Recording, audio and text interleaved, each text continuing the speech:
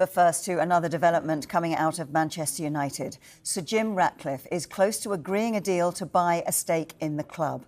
The news comes after the Qatari businessman Sheikh Jassim bin Hamad Al Thani had withdrawn from the process to buy United.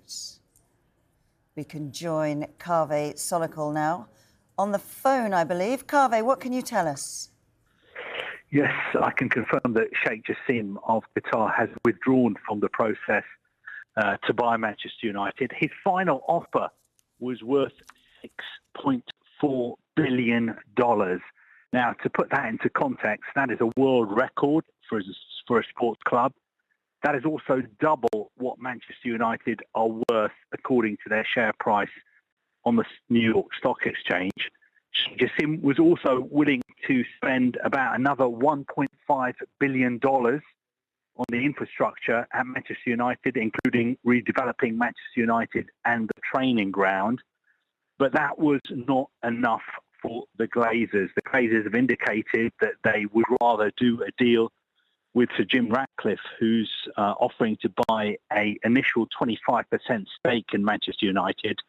So Sheikh Jassim has withdrawn from the sale process from Manchester United. Now, reading between the lines, my information is, as far as the football side of Manchester United is concerned, they will be disappointed. I know that people close to Erik ten Hag, for instance, were looking buying Manchester United. They were looking forward to the fact that he was willing to clear the club's debts, the debts that have been loaded onto the club by the Glazer family from when they bought Manchester United 18 years ago. He was looking forward to the fact that he would have more money to spend in the transfer market. He was looking forward to the fact that Old Trafford would be redeveloped. There would be more money made available for the training ground at Carrington to be redeveloped as well.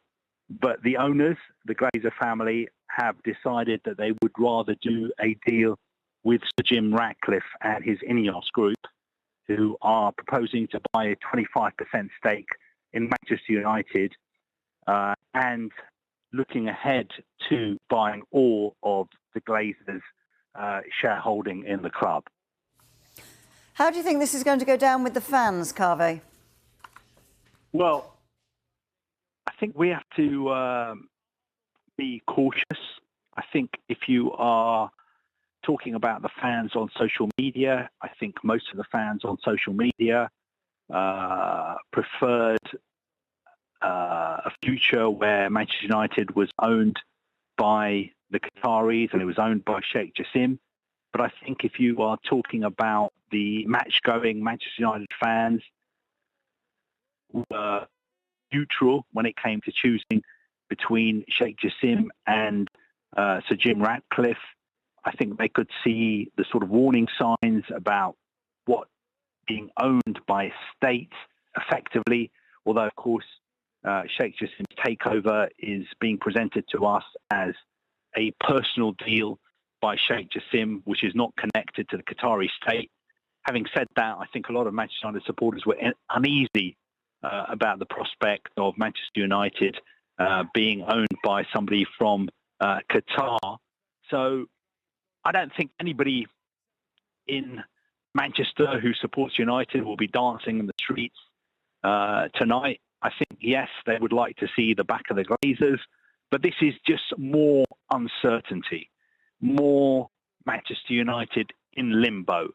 I think it's good news if you're a Liverpool fan, if you're a Manchester City supporter, if you're an Arsenal supporter, if you're a Chelsea supporter. This just means more uncertainty for Manchester United. The Glazers are not leaving. They have made it clear all along this process that's almost lasted a year, although they have not spoken publicly. Want to buy, whether they want to sell Manchester United or not. And we've just got more uncertainty going forward. And I think we should remember that the Glazer family bought Manchester United in a leveraged buyout.